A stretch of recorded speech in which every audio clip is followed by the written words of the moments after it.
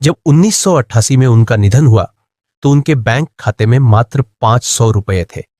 उन्होंने अपनी मां की मृत्यु के बाद भोज पर पैसे खर्च करने के बजाय उस पैसे से एक स्कूल खुलवाया।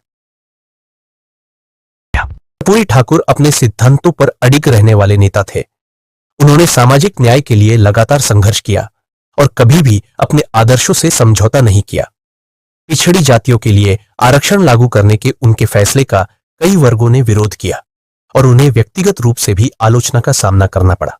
हरिजन फॉरवर्ड भाई भाई पिछड़ी जाति कहां से आई, करपुरिया के माए बियाई कपूरी ठाकुर मछवट छोद पहन छोद की गंदी गंदी गालियां, भद्दी भद्दी गालियां ऊंचे सामंती जातियों के द्वारा दी जाती थी और पटना के दीवारों पर भद्दी भद्दी गालियां और गंदे गंदे नारे खूब लिखी जाती थी कर्पूरी ठाकुर के विरोध में। लेकिन वे अपने दृढ़ संकल्प से विचलित नहीं हुए।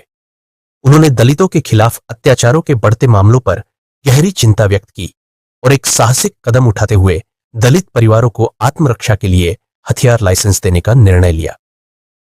गरीबों के मसीहा कर्पूरी ठाकुर को हमेशा गरीबों और वंचितों के चैंपियन के रूप में याद किया जाता है।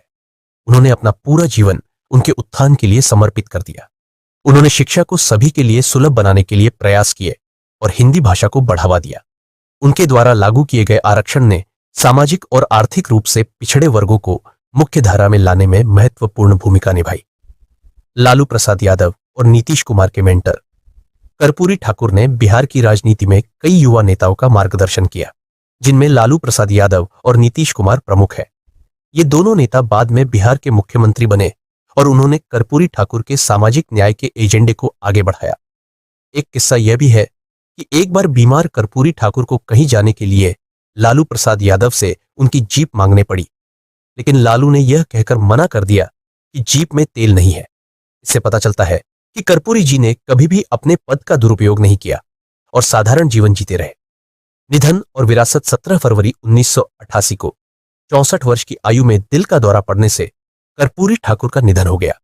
उनकी मृत्यु बिहार और पूरे देश के लिए एक बड़ी क्षति थी। हालांकि वे अपनी विचारधारा और कार्यों के माध्यम से आज भी लोगों के दिलों में जीवित है।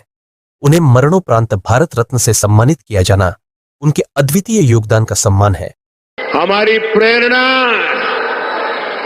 कर्पूरी ठाकुर है, जिन्हें कुछ समय पहले भारत रत्न देने का सौभाग्य हमें मिला है।